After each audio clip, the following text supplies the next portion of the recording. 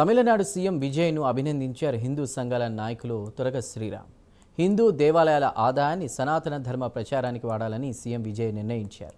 ఈ నిర్ణయాన్ని తురగ శ్రీరామ్ స్వాగతించారు. అయితే తమిళనాడు ప్రతిపక్ష నాయకుడు డిఎంకే నేత ఉదయనిధి స్టాలిన్ వ్యతిరేకించారు. ఈ విషయంపై మండిపడ్డారు తురగ శ్రీరామ్. గతంలో సనాతన ధర్మంపై కూడా ఉదయనిధి స్టాలిన్ తప్పుడు వ్యాఖ్యలు చేశారని గుర్తు చేశారు. రానున్న ప్రతి ఎన్నికల్లో డిఎంకేకు వ్యతిరేకంగా ఓటేయాలని హిందువులకు పిలుపునిచ్చారు. డిఎంకే ముక్త్ తమిళనాడని నినదించారు కూడా.